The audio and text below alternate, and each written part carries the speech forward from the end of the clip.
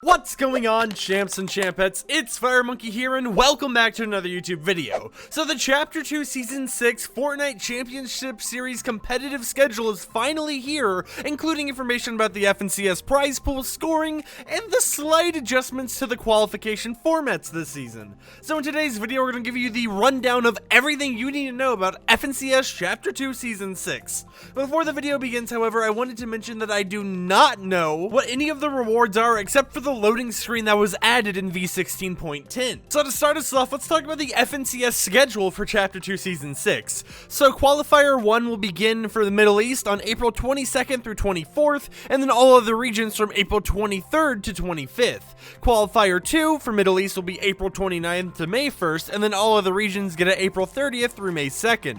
And then the final Qualifier 3 is May 6th through 8th for Middle East, and May 7th through 9th for everywhere else. Now there is a bye week from May 13 to 16, basically this will be where nothing's actually going on, and then the FNCS returns with the semifinals for Middle East on May 21st, and all other regions on May 22nd, with the Reboot round, which is the round where it's like if you didn't qualify, you have a chance of getting into this, being on Middle East May 22nd and all other regions May 23rd, and then the finals finally being on Middle East May 28th through 29th, and in all other regions May 29th through 30th.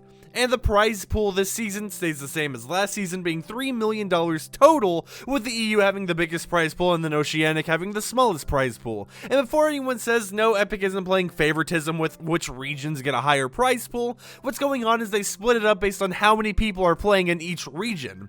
That way, it's like in Oceanic, you don't just hop in because you're in the EU and they had a bigger prize pool in Oceanic, when there's only like 12 people playing. So pretty much, most of the stuff's the same. The scheduling is obviously different because it's a new season, but the prize pool stays exactly the same. But there have been slight adjustments to this season's qualification format.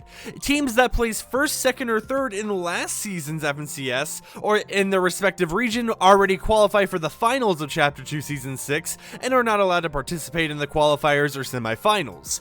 For the changes, let's start talking about them. Qualifiers is pretty different now because for each qualifier, teams that place in the top 3 of that qualifier will now skip the semifinals and go straight to the finals. And teams that do not place in the top 3 of a qualifier will be rewarded series points based on their final placement in that qualifier.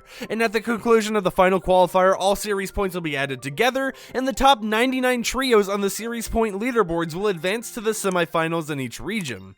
And then semifinals will be consisting of 3 heats in each region, which in the past was 4 heats, and then obviously the teams that will actually be playing will be based on the total amount of series points earned across all the qualifiers. Now for the semifinals, and each heat in the semifinals, team will have 6 matches to earn as many points as they can. The top 6 trios from each heat will advance to the finals, and then teams placing 7th through 17th in each heat will advance to the Reboot round. And then the Reboot round, once again, is going to be changed a little bit more. It will now consist of at least 3 matches and a maximum of 6 matches, in which the winning team of each match will advance to the finals. Once a team gets a victory royale, they move on to the finals and be removed from the next set of matches from the Reboot round.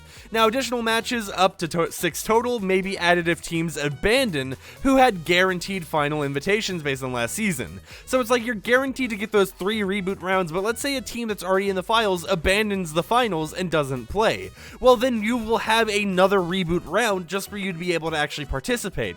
And then finals remain completely unchanged. Teams will have a total of 12 matches across 2 days to earn points before they crown their Chapter 2 Season 6 FNCS champion. Now, other than their actual round changes, they did change the scoring a little bit for single lobby rounds. They decided to reward more points evenly across the top players and pivotal points during a gameplay. So specifically, teams that make it past Storm Surge thresholds will be rewarded, as these are more difficult placement thresholds. Incremental points are awarded from the 16th and onwards, with a solid bump for earning the coveted Victory Royale. The last bit of information I really have to share right now is the FNCS All-Star Showdown. The competition continues after Chapter 2 Season 6's FNCS with the FNCS All-Star Showdown on June 23rd to 26th. The main event will be a solo tournament featuring the top players in each region from the past 2 FNCS tournaments. The top 15 teams from Chapter 2 Season 5's FNCS and the top 15 teams from Chapter 2 Season 6 FNCS